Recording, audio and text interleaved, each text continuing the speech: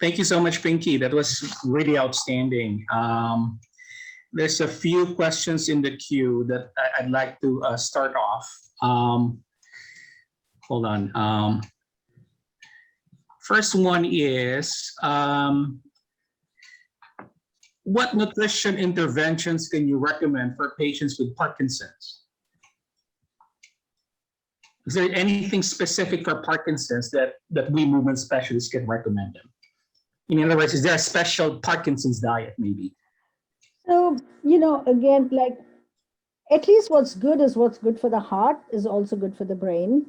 Sure. So normal healthy diet, including enough fruits, vegetables, enough water, limiting processed food, limiting very highly purified food, all of that can provide increased fiber. And, if one hydrates enough, it can prevent some lightheadedness that can come along with Parkinson's.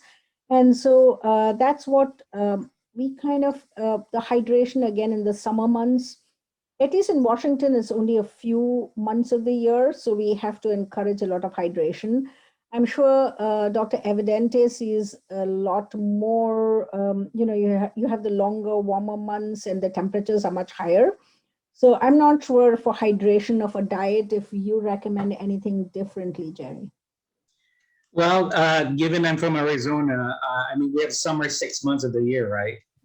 And the rest of the year, even if it's cooler, the air is really very dry. So even without my patients knowing or knowingly perspiring and losing, fluids, they do lose fluids without them realizing. It's easier for a patient to get dehydrated in Arizona than let's say in Seattle or Washington State where you are. In fact, we have snowbirds that very frequently spend the summer where you are, right, where it's colder, and then they spend the winter here. And guess what? This is where they get dehydrated. So the amount of fluids that they drink in your neck of the woods will be probably sufficient because they're not losing as much fluids. Whereas when they're here because of the heat and the drier air, they just need more hydration. But do you have any magic number of glasses of fluids or ounces or whatnot? So we try to make it say like try to translate it into cups of water. So about 6 cups of water at the least. And then avoid drinking, try to get most of that fluid during waking hours. Yeah. So we're not drinking right before bedtime because that'll definitely disrupt sleep and then you need to get up and go to the bathroom.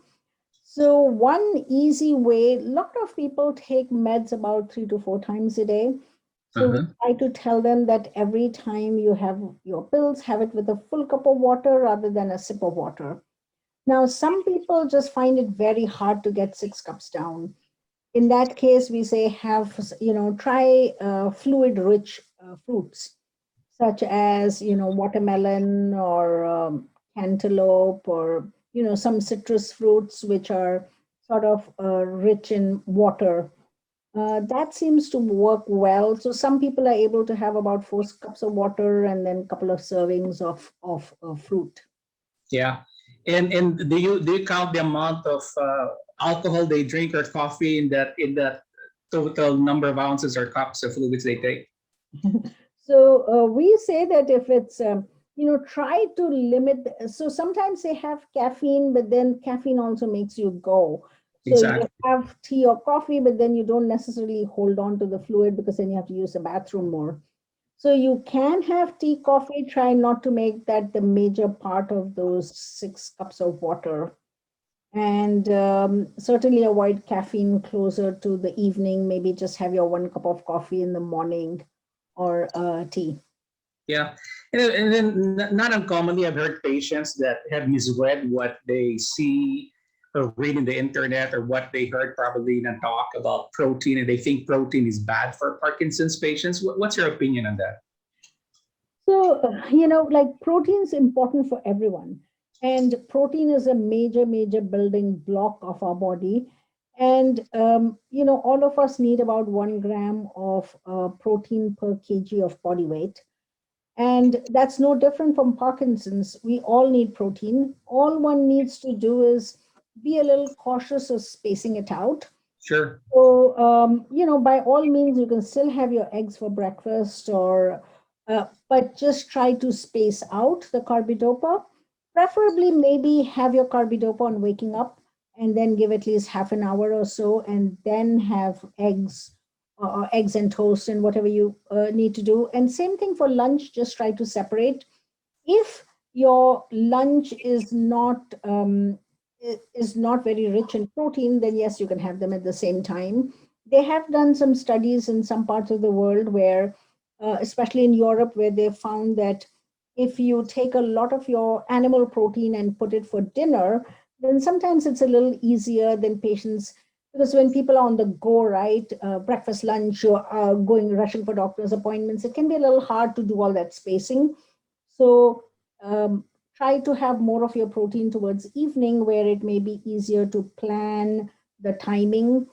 And also, it's a little easier. Sometimes you could have dinner maybe at 5 and have your levodopa at approximately 6:30 or 7.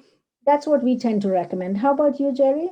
Yeah, yeah, I do the same thing. So I kind of make them do, 30 minutes, a gap between, taking the pills first. We're talking about carbidopa, levodopa. It's a non-issue, with the dopamine agonist or the other Parkinson's medication. It's levodopa. That's sensitive to animal protein. And then obviously they live in a real world. So sometimes they do forget, right? So many of our patients with Parkinson's are elderly, they can forget. And if they do so, I kind of instruct them to wait about an hour after a protein containing meal, and then they can take their carbidopa, levodopa. And then if that still does not fix the issue, and the issue usually is either the dose fails, in other words, they take their levodopa and it doesn't switch on, doesn't take effect, or there's a dose delay. Instead of switching on within 50 to 20 minutes, maybe it takes about 45 to 60 minutes, or either of those two. If spacing it out by about half an hour before, an hour after does not work, then no doubt I do exactly what you do, which is I make them take all the animal protein for dinner. Anyway, they're going to go to bed. And who cares if they're not switching on? And nowadays, we also have alternative routes that you did mention. That get around that delay or failure. So, for instance, you did mention inhaled levodopa, right? Yeah. And what was the other one? Was it the sublingual apomorphine? Yes. Yeah, but in your experience, so does the inhaled levodopa, is it influenced by the protein that they take, or is it not influenced by the protein they take, animal protein? The inhaled levodopa. So the advantage of the inhaled levodopa is that it's getting absorbed through the lungs. So Sure, people are absorbing it through the mouth and it's getting into the lungs. And the lungs we know are very rich in blood supply, so it absorbs sure, right away. So one of the advantages is that, say, if someone's eaten a heavy meal, or you ended up taking more protein and you're unexpectedly off, and you sure. need to get yourself on, then it's easy to take the inhaled levodopa and it'll get absorbed quite quickly. And then but then continue the rest of the levodopa the same, because this is a smaller dose. It just lets you turn on, but it doesn't last as long as oral levodopa. So continue the oral levodopa so that you can maintain the on time, and you can use it up to 5 times a day. Absolutely. And then what about you mentioned nausea as a symptom of Parkinson's. Are there certain medications in your experience that cause more nausea than others for Parkinson's patients? Yeah, so generally it's your dopamine based, and the sort of stronger the dopaminergic replacement, the more the nausea. So typically it's your carbidopa, levodopa, and the dopamine agonists that tend to cause more nausea. However, people do get desensitized. So a lot of the times when people start carbidopa, levodopa, they'll notice some nausea. And then, you can either, so sometimes early on, if one has nausea, it's okay to take it with food, because how much you absorb can be somewhat less of a factor early on. So just take it with food until you sort of desensitize to the nausea. And then, you can, once you're desensitized to the nausea, you can go back to taking it before food so that you have less nausea. Also, the dopamine agonists can cause somewhat more nausea. Your other milder medications like rasagiline or Nurians, etc., those cause less nausea. The apomorphine, that can cause nausea Sure. because you're putting it under the tongue and it's getting absorbed quickly, or if you're injecting the apomorphine, that can cause nausea. So that's why those meds somewhat, you need to sort of titrate the apomorphine sublingual to come up with a dose that doesn't make you nauseated. The inhaled levodopa tends to cause more cough rather than nausea in my experience. Yeah, yeah. And then I want to reemphasize, what you just mentioned about taking a little bit of food with the carbidopa, levodopa, just in case they get nauseous. And I just want to add that the non-proteinaceous food will probably be more appropriate in that setting. Like for instance, I tell them to take it with a cracker or a piece of bread or maybe some banana, but not a piece of meat, for instance, or not egg white or yeah, or Sometimes we've been surprised, we there was a patient I know, we kept working with the patient and he it seemed like his levodopa absorption was erratic. And then we probed and probed, and finally we figured out that he was snacking on peanuts all day long. And so the nuts, if one snacks on nuts, nuts are supposed to be healthier because they're high protein, but sure. because of that they can absorb. So that doesn't mean one can't have nuts. One should just kind of space it out and follow their food rule with nuts. So is there a difference between protein from plants versus protein from animals in terms of its effect on levodopa in your experience? I think in my experience, generally we find that it's the animal protein that Yeah, seems same here. to block more, but amongst the plant proteins, it tends to be generally peanuts that Yeah, tend to block. And because people take it erratically, they don't really plan a schedule of when to snack, right? They have some peanuts lying in front of the TV and they're snacking on it.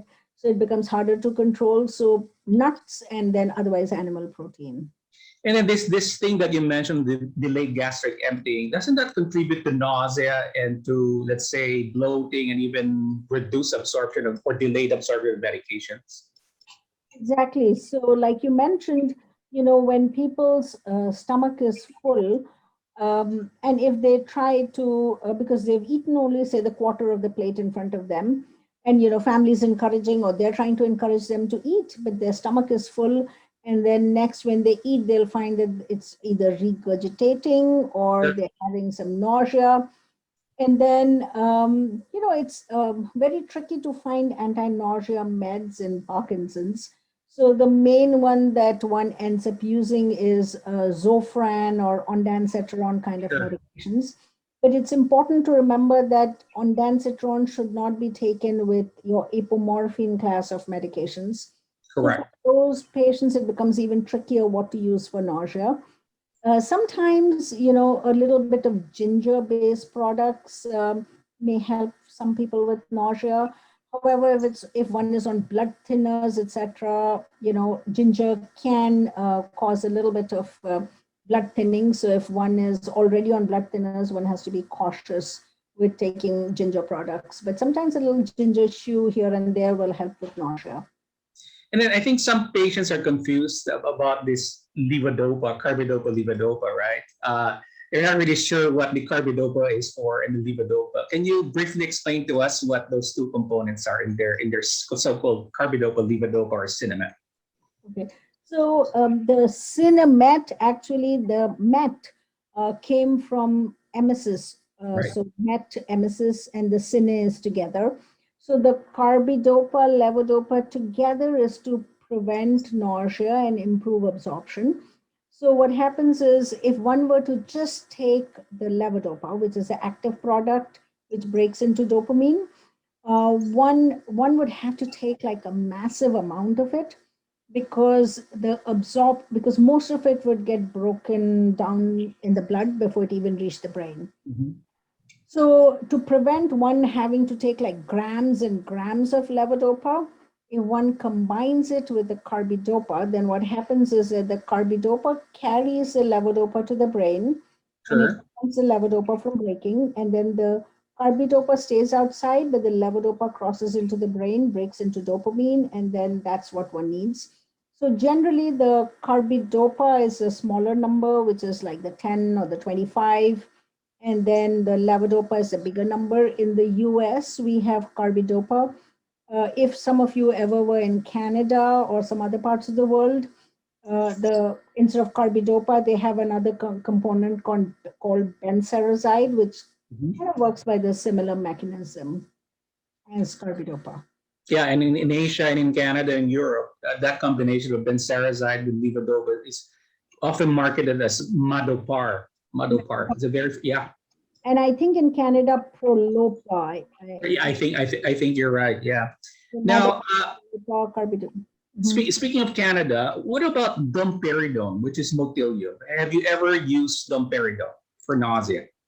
Yes, so sometimes because it's so tricky to use, for some patients, it's very hard to kind of find a medication that works well for them. One of the advantages of domperidone or motilium is not only does it help with nausea, but it also helps with gastroparesis, so it can help with gastric motility. So it can be a good agent. There are some restrictions from what I know in the East Coast. Someone told me in New York, apparently there's a lot of restrictions on use of domperidone. And so physicians really have stopped prescribing it. I don't think we've seen so much restrictions in Washington. And the restriction is because there are, some little things about maybe QT prolongation, etc. The heart rhythm, it could prolong one little component. Generally, it's not much of an issue, but you might find some people using it more, some people getting it less.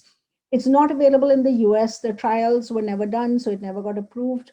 But one can get it through Canada, and one needs to go back and forth and set up an account. You don't need to travel to Canada, and it is legal to get it because it was never approved in the US. So you are allowed to get it from Canada because it's technically not available in the US. Yeah, and then I think there's also some pharmacies that are able to compound it actually. Like here in Arizona, there's certain apothecary, shops or pharmacies that are able to compound the domperidone. Oh, really? Yeah. I'm not sure whether that's true for every state though. What about extra carbidopa? Do you ever use extra carbidopa for patients who get nauseous with their carbidopa levodopa? Yes. So most of the carbidopa levodopa is available as either 10-100 or 25-100. It doesn't really come as any higher. So in other words, you can't prescribe 50-100 or 75-100. But for some patients, 10 or the 25 is not enough for their nausea. And so it's helpful if they were to get more carbidopa. Now that is marketed, it's called carbidopa, or sometimes people used to call it lodocin. Correct, yeah. Now, it at least here in Washington, it's been somewhat tricky getting hold of it because it's not on several insurances. So though it's very cheap, the medication itself, because it's not on formulary, they almost treat it like a specialty drug and tier 4. So it has been tricky for some patients to get hold of it. But if they do, it can be a very effective treatment for nausea. So what they could do is they could take carbidopa, levodopa 25-100 and then take additional carbidopa 25, and that can help with the nausea. Sure. Sometimes if, we try to get that, if for some people the insurance is too expensive, we'll try to switch them sometimes to the slow release. That sometimes because it absorbs, a little slower, people will feel better. I have had some patients, I've had patients on, say, carbidopa, levodopa 25-100, and they've ended up on, say, 2.5 tablets. And then they say, oh, we're having so many pills and we're having to break. So why don't you switch me to something higher? And then I've switched them to 25-50, but then they've had nausea because now they're having only 25 of the carbidopa instead of 75, which they were getting from 2.5 tablets of 25-100. So then we have to revert back to that. So it is a good idea to keep an eye on that carbidopa and try to maximize it. So certainly if one's on 20, 100 carbidopa, levodopa, and one's having nausea, it's easy enough to switch to 25, 100. Right. Then you mentioned at some point sustained release levodopa. So for instance, Cinemet CR in comparison to regular Cinemet, or let's say Rytary, which is a combination of IR and CR, just in one capsule. In your experience, is there any less nausea with these formulations with sustained release levodopa?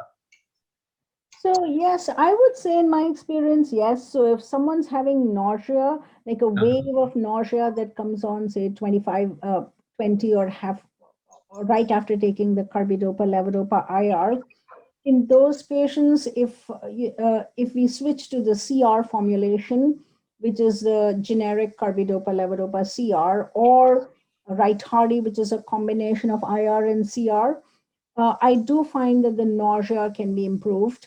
I have had some patients who really had, they came to me and someone had prescribed carbidopa, appropriate dose, but they had had bad nausea. And they told me, I never again want to take the drug. But it is an effective drug. We know that. So I have prescribed in a couple of patients Rytary, and they have been able to tolerate without nausea. So that's been quite effective for them. Yeah, I agree. Mhm. Yeah, I have the same experience. Plus the fact that if you use Rytary and the smallest capsule strength is 95 milligrams, and milligram per milligram, at least from my experience, my conversion is like 1:3. So 1 milligram of, 3 milligrams of levodopa in your carbidopa levodopa is like 1 milligram of the Rytary. And in which case, if you give a 95 milligram capsule, it's like giving 1/3 of that regular carbidopa 25-100, in which case patients get less nauseous with it. It still has the carbidopa with it, but Right. it's a smaller amount of levodopa that they receive, in effect. Okay, there's one more question here that I want to address. Are there probiotics that suppress alpha-synuclein? Oh, that's a difficult one. Are you aware of any probiotics that suppress alpha-synuclein? Not that we have any proof of that it suppresses that, but it overall may help with just improving the immediate bacterial concentration. There are some clinical trials that are looking to see whether it could slow progression, and we did one of the trials. It's completed for now, so that's a work in progress. It's not proven, but certainly in the meantime, we can have probiotics to just improve gut health. Whether it'll actually slow progression remains to be seen. Yeah, but I think there's been also studies that tied up this inflammation in the gut to misfolding of the alpha-synuclein, and therefore forming of these clumps that you just mentioned that eventually cause the symptoms, the so-called early non-motor or pre-motor symptoms, mostly GI symptoms in Parkinson's. So I think there's been also some evidence that maybe if you reduce that inflammation by treating the irritable bowel or the Crohn's disease or the ulcerative colitis or whatnot, and reduce the inflammation. And if the inflammation is from an altered microbiome, meaning that combination of bacteria and normal bacteria, healthy bacteria, and fungi and viruses in your gut, then you reduce the inflammation around the gut, and maybe, in theory, this will lead less clumping of the alpha-synuclein in the walls. You buy that theory, though? I think I do. So, knowing what we know about, how it's possibly spreading up the vagus, and we know that constipation can start sometimes even 10 years or even longer before the first motor symptoms. I'm very excited to look at the results that come out, and I wouldn't be surprised if they do show encouraging results. Yeah, and in fact, there's one question in the queue. Which question, is there any evidence of Crohn's disease or ulcerative colitis being connected to Parkinson's? And the answer is yes. There is actually an increased incidence of Parkinson's in patients with with inflammatory bowel disease, and therefore it may be one of the risk factors. And again, Dr. Agarwal just elegantly explained that earlier on about the formation of clumps of alpha-synuclein in the gut because of the inflammatory reaction from this bowel diseases. Okay, what about supplements? What should not be taken by a PD patient? This is asking it the opposite way. Instead of asking what supplements are good for Parkinson's, what supplements are not good for Parkinson's? One that jumps to mind is, if iron and the levodopa hit the stomach at the same time, then sometimes there'd be decreased absorption of levodopa. So if one is taking multivitamins that have iron, then you can take it. It's just a good idea to separate it from the levodopa. Yeah, I agree. In terms of what one should take and not what, here, at least in Washington, we have such little sunlight and just like two months probably of sunshine, that unless one's a snowbird traveling to Arizona, we tell everyone to take vitamin D. Yeah, and then there's also some studies about B12. And in fact, there was a Mayo Clinic study that showed that the frequency of B12 deficiency is actually much higher than we thought in the Parkinson's population. And they also found out that those that are B12 deficient in Parkinson's have more frequent falls and more neuropathy, and therefore their balance is worse. And also that their cognitive faculties or functions are more impaired than those that are not B12 deficient, which is why I keep an eye every now and then, especially in patients with falls and imbalance and numbness and tingles. I keep an eye on that B12 and that folic acid, and also keep an eye on their vitamin D, as you mentioned, since vitamin D apparently is very frequent even before Parkinson's is diagnosed. And if I'm not mistaken, correct me if I'm wrong, Pinky, it is one of the vitamins that is deficient in studies that tend to predispose somebody to Parkinson's. Definitely. And that's why I would say that, osteoporosis or osteopenia can be common in Parkinson's. And, sometimes people limit, in my opinion, again, I think there are varying opinions out there about dairy intake. I think sometimes it can be very hard, especially for vegetarian patients, to get enough calcium in their diet if they're not having dairy. So I think, in my opinion, people should have enough calcium through dairy or, broccoli or however they're getting their calcium. But I know there are some patients who say that they've been told not to have dairy. But I try not to restrict that. Do you have an opinion about the dairy or? Yeah. Well, some patients in previous webinars have questioned about whether they've read that dairy actually may predispose to Parkinson's, in the sense that it actually fosters an inflammatory reaction in the gut, and that there seems to be a higher frequency of even formation of clumps of alpha-synuclein in the intestinal walls in patients with high dairy intake. And the question is, does that lead to higher frequency of Parkinson's? That's one issue. Does it predispose to Parkinson's? I don't think the jury's out on that yet, but at least in basic science studies, it seems like dairy predisposes to more inflammation in the gut, and therefore more clumping of this so-called alpha-synuclein, which by itself is good, but when it clumps, as you elegantly said and mentioned, is what becomes pathologic in Parkinson's. And then the flip side to that is, dairy is protein, right? It's animal protein, and therefore it can affect the absorption of levodopa if taken together. But otherwise, I don't want patients to be calcium deficient. I mean, we know dairy has lots of calcium, lots of vitamin D. It's very good. I just instruct them exactly as you just mentioned. Just space it out, don't take it together. Get the good sunshine, and so on and so forth. What about B6, Pinky? Are you concerned about the effect of B6 in the absorption of levodopa? So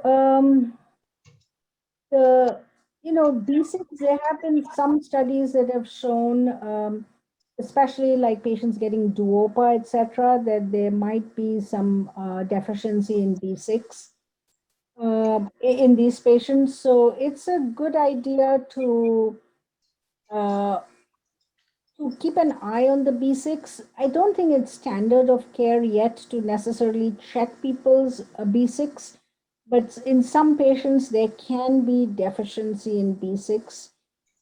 So if one does notice some neuropathy, especially in patients who are on high doses of levodopa or on duopa, but then sometimes it can make sense to check these B6 levels.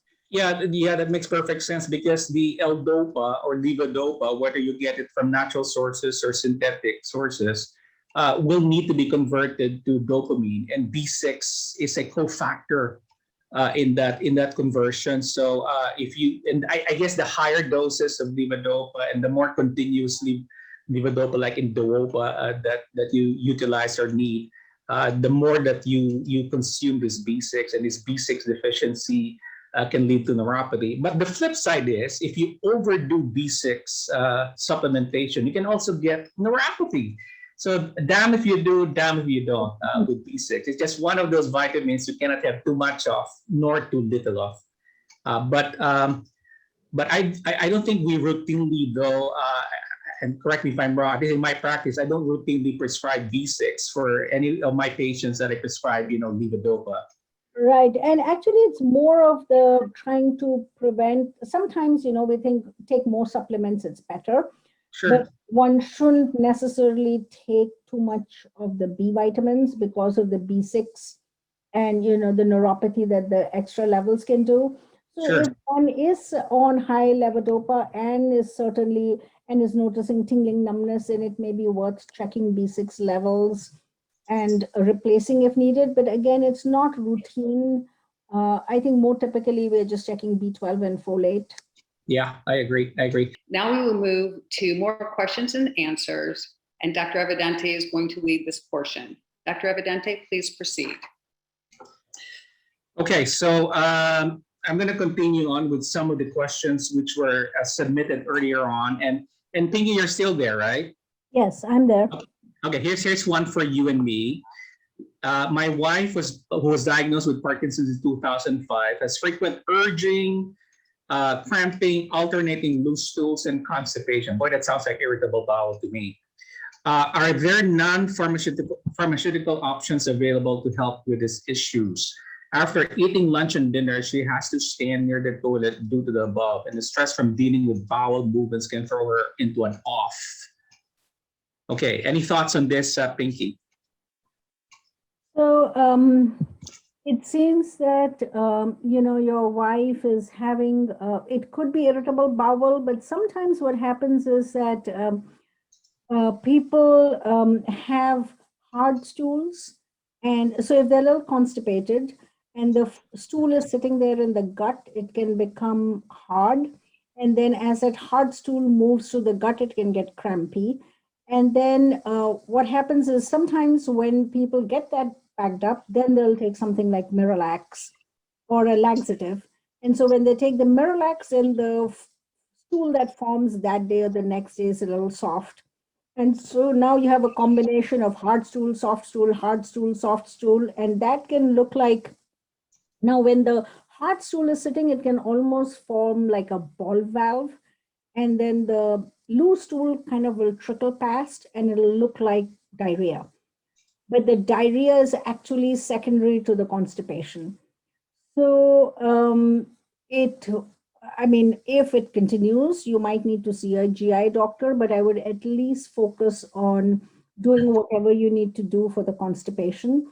And the typical regimen that I use, and I'll ask Dr. Evidente to pitch into, is you sometimes need a combination of things. You may need a stool softener, so you may need docusate sodium. You may need 100 milligrams 3 times a day or higher. Then you could use senna at night, a little bit of Benifiber for fiber, and then Miralax, which makes the stool less hard.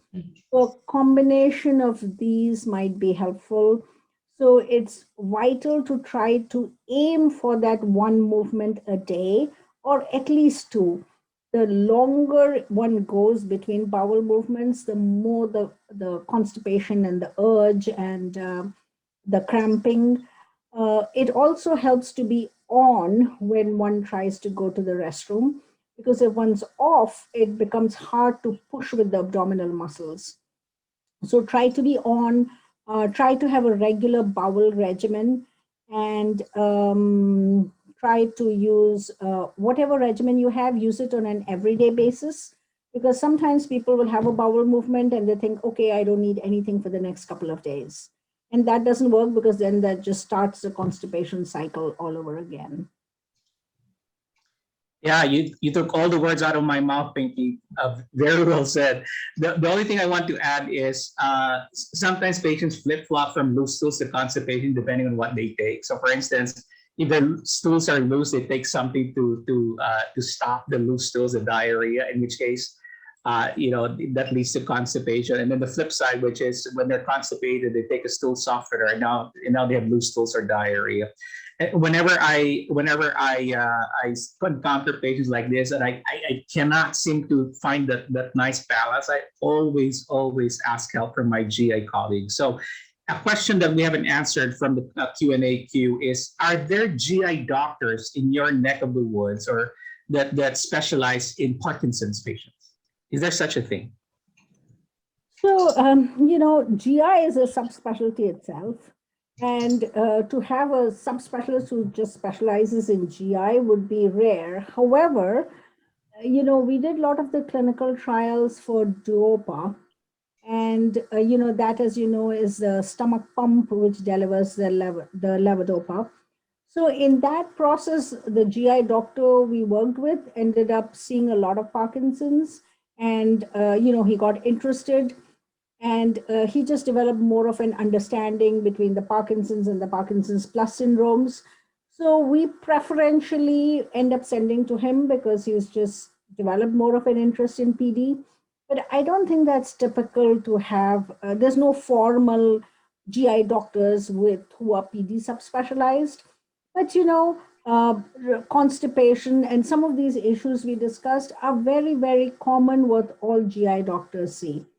So I think if you just went to any GI specialist and they were aware of your Parkinson's diagnosis, you could get a lot of help. A lot of times you need to see to make sure there's nothing else going on.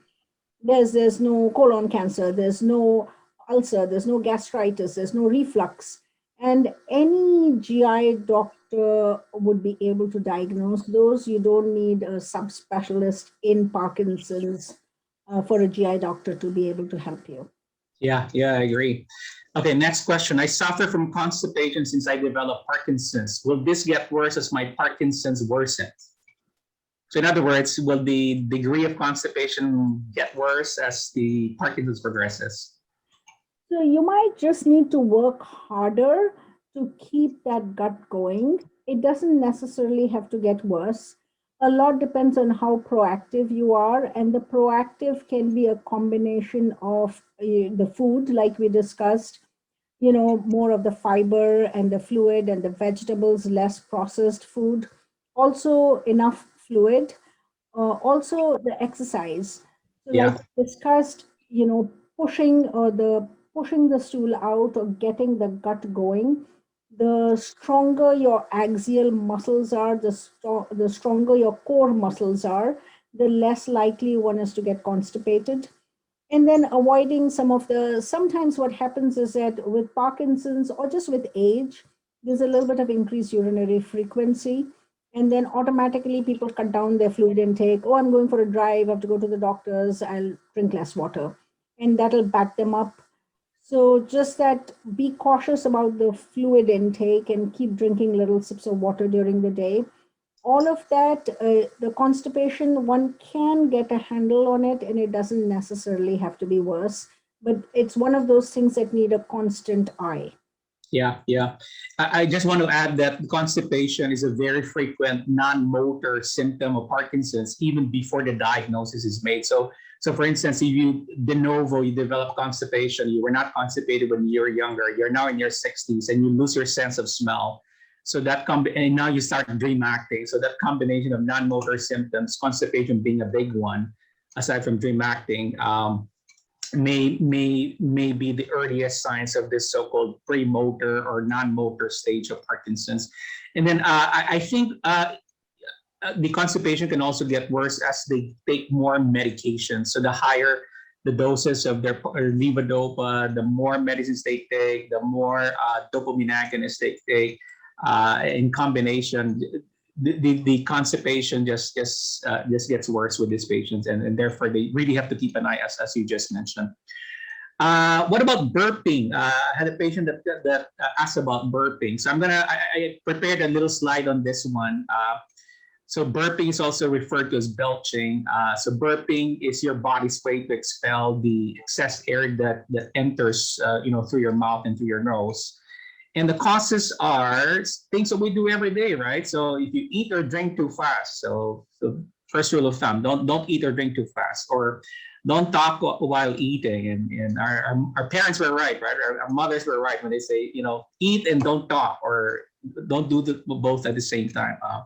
Chewing lots of gum, or sucking on candies, or carbonated drinks, and many of us, want that soda, with our meals, just to make our meals, more appetizing. Smoking is a big one. Acid reflux and H. pylori, which is an infection which is associated with gastritis and increased acid production. So these are the causes of burping. And then treatment, just avoid, whatever triggers this. So eat, drink slowly, avoid carbonated drinks, beer, avoid chewing gum or hard candy, reduce your smoking, walk after eating, and of course, treat your heartburn. Okay, and then another patient asked, submitted a question: are there alternatives to medicines for acid reflux? So first of all, I think, Pinky, correct me if I'm wrong, but acid reflux is more common in Parkinson's patients, right? Yes, it does seem to be. And in fact, what's happened is that I've had patients, they've been on, say, Carbidopa, Levodopa, and then they didn't have nausea. And they've been on it for 3-4 years, and then suddenly they come and tell me, oh, I'm having nausea. And then they automatically blame it on the levodopa, because everyone reads levodopa causes nausea. Sure. Sometimes acid reflux will just present as nausea, or people don't feel right after eating and they'll feel upset and they'll call it nausea. So one has to be on high alert for acid reflux in Parkinson's, and it does seem to be more common. Yeah. So some of the things that predispose to acid reflux, like spicy food, acidic food, carbonated drinks, alcohol, caffeine, chocolate, smoking, greasy food, tomato-based food. So the way to treat this, start with natural things like smaller meals, avoid those things that we just mentioned. Don't go to bed, wait at least 3 or 4 hours after your last meal. So don't take a huge midnight snack and go to bed, because that's asking for trouble. And then elevate your head while sleeping, because acid reflux, especially when you're supine, it is obviously something related to gravity as well. And then this is a thing I read also. Sleep on your left side, and I think that has to do with the angles of the stomach and the sphincter, esophageal sphincter. And then avoid tight-waisted clothes. But I guess nobody wears tight-waisted clothes when you go to bed, right? But I guess this is more of an issue during the day. And then natural remedies: apple cider vinegar, aloe vera, ginger, bananas, turmeric, honey, and marshmallows.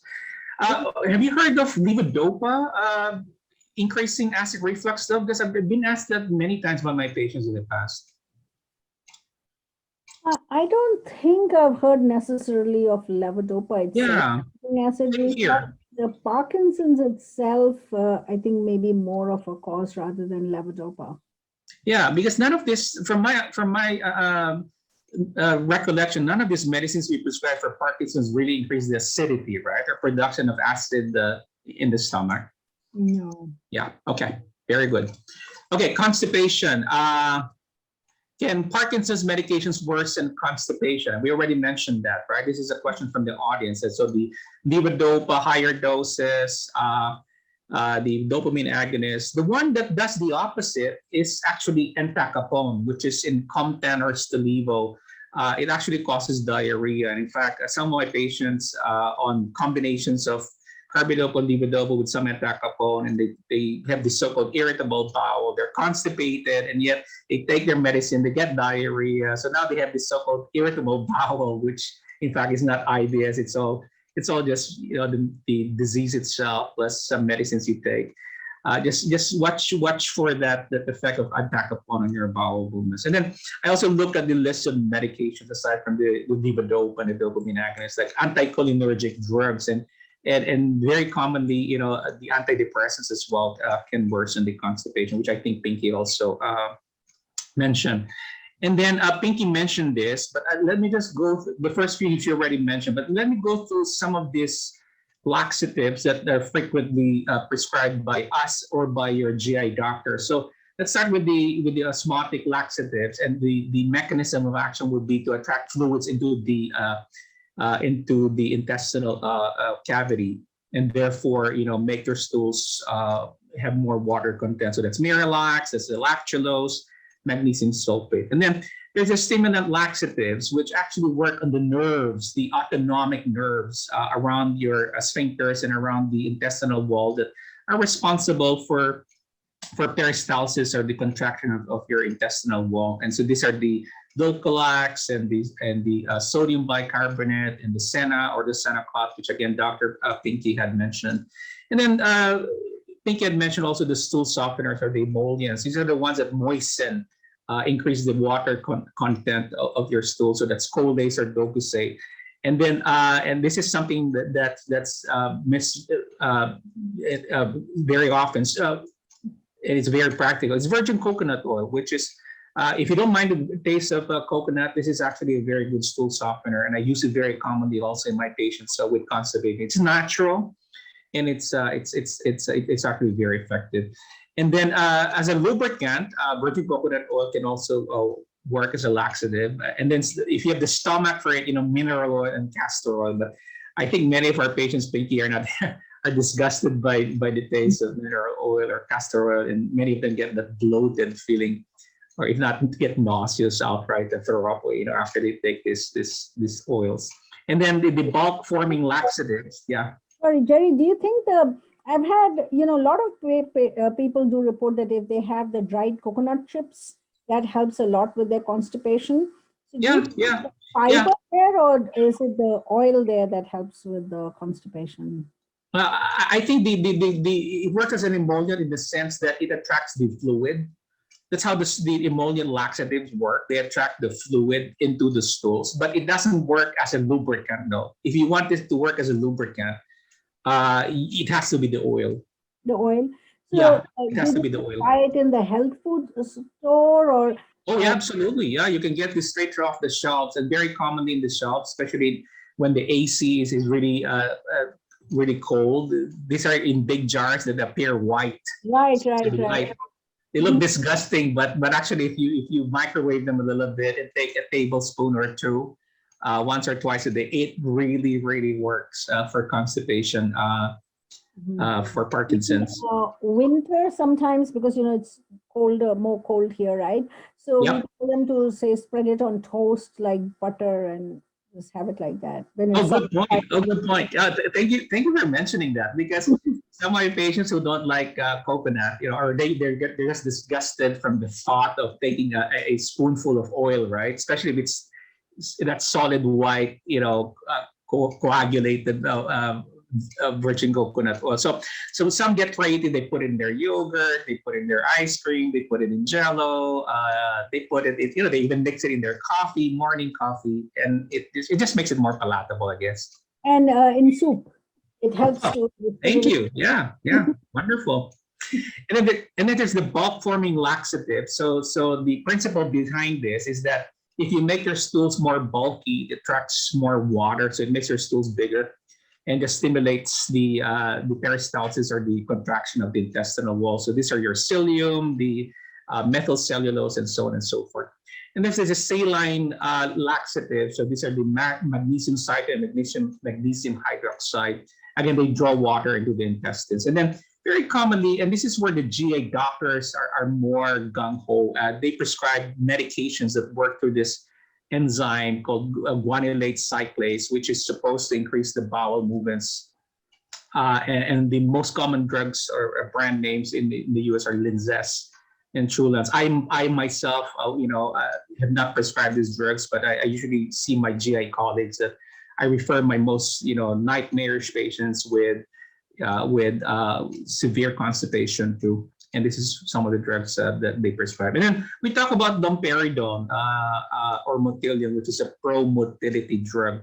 Although it's a D2 antagonist or dopamine antagonist, and it's actually a peripheral antagonist, and therefore does not cross the blood-brain barrier, and therefore does not worsen Parkinson's. So again, the way they work is that they increase the peristalsis or the contraction of the intestinal wall.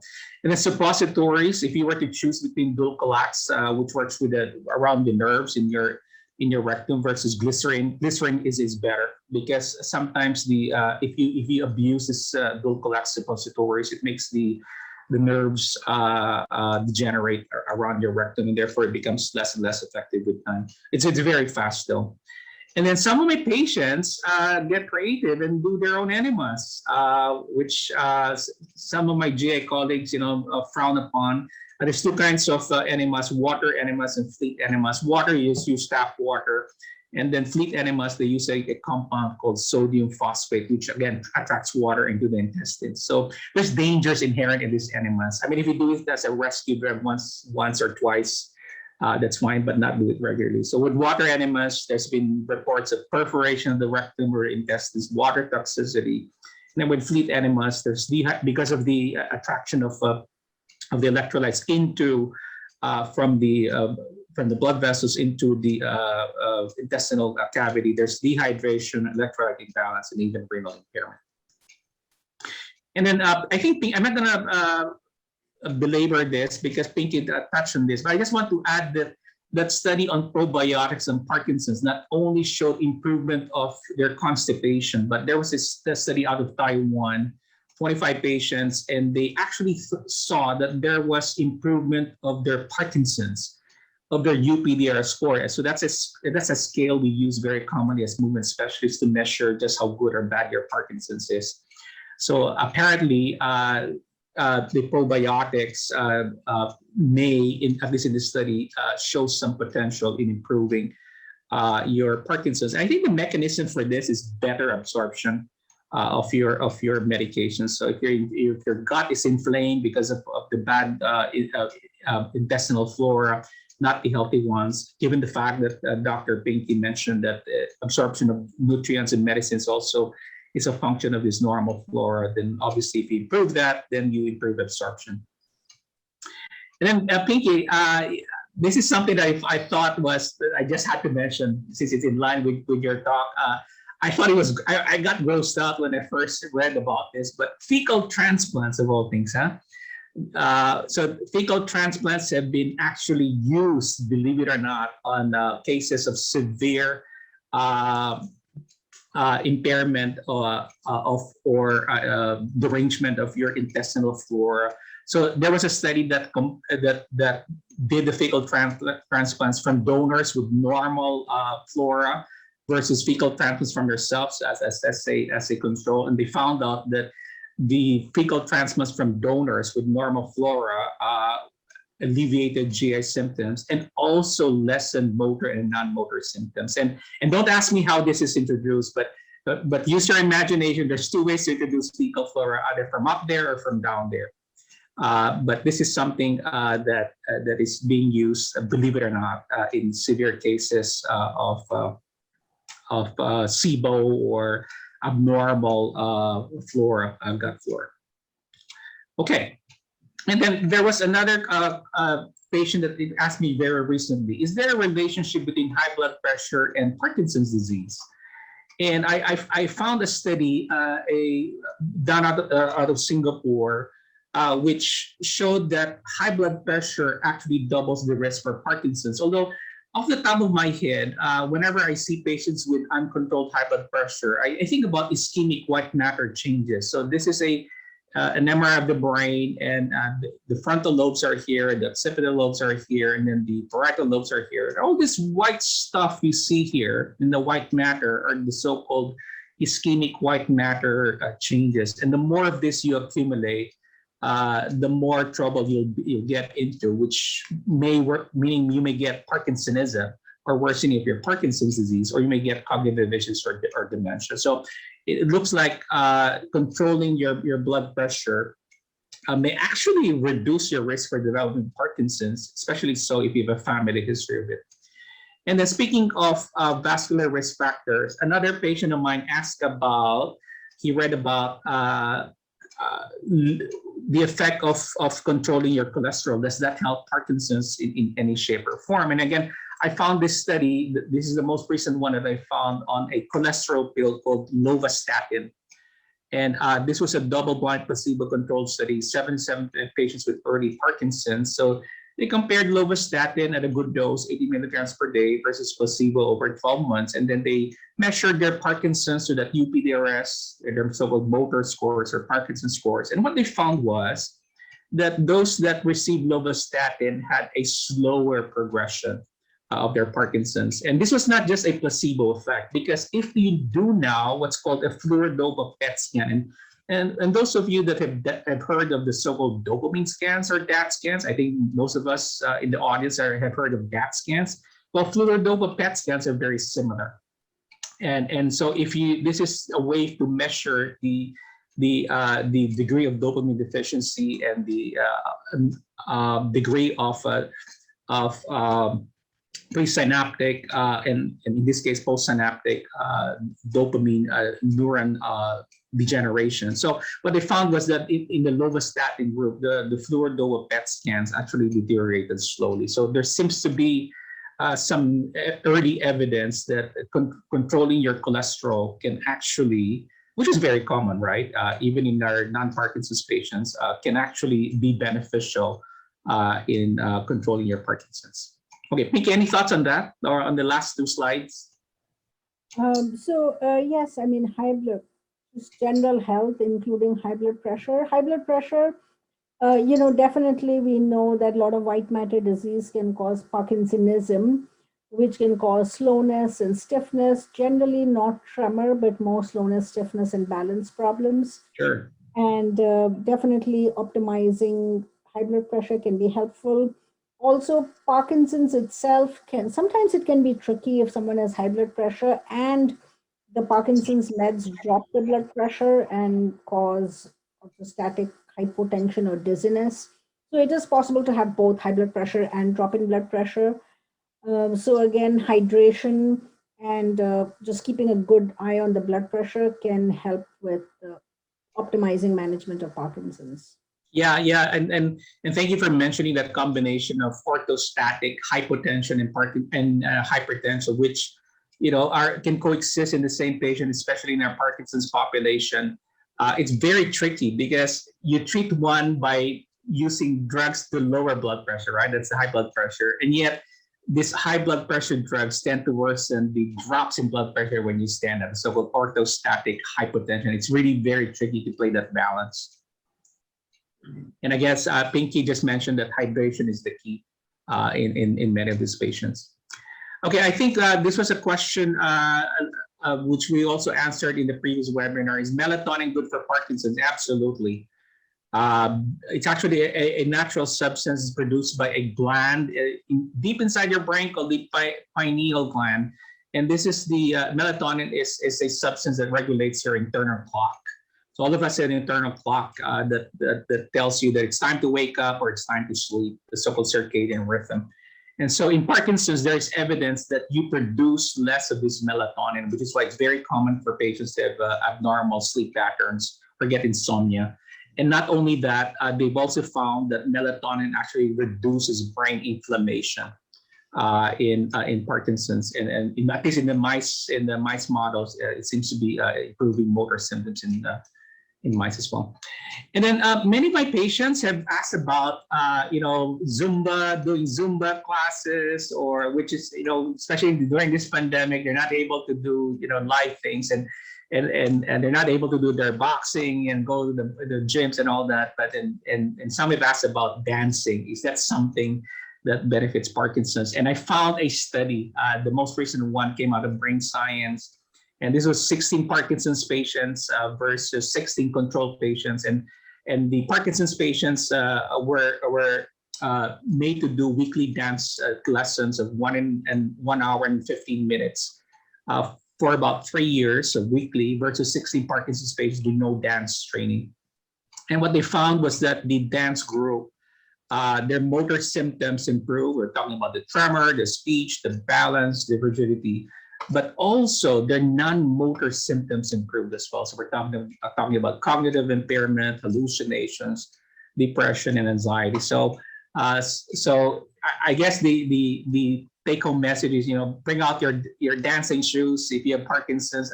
Especially during this time of the pandemic, this is something very easy to do. You can easily go to YouTube or enroll in a Zumba class. Any thoughts, Pinky, on that? Yeah, so, it's, I looked at that same study, and it's been very exciting how pretty much any exercise modality that has been studied in Parkinson's has found to be helpful. And, some things like dancing, which can be more fun also, can help the depression, the anxiety, the social isolation, and it's just fun. So when people have fun, you are feeling more connected, and it's not just the motor, but the non-motor. Other exercise modalities also, which have looked not just at the motor, but then also a lot of the non-motor things that we discussed today, and like the drooling and the constipation and all of that. When people have done things like Tai Chi or just walking or swimming or biking, all of those have shown improvement in both motor as well as non-motor symptoms. I agree. Let me just see whether there's a few more questions here in the queue. Does cannabis help ease Parkinson's disease symptoms? Wow. Okay. Well, I think we had a webinar or maybe a live seminar not too long ago. We talked about CBD and THC.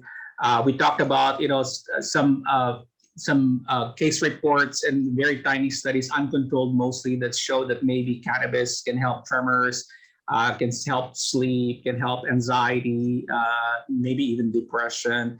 There's some studies that showed that maybe it can help dyskinesias in some Parkinson's patients, but it's not something. It also helps aches and pains, I would think. But I would think that the best would be those with very high CBD content, if not pure CBD and very little THC.